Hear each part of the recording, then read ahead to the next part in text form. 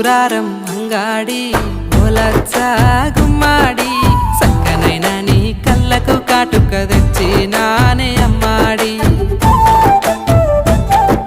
శనివారం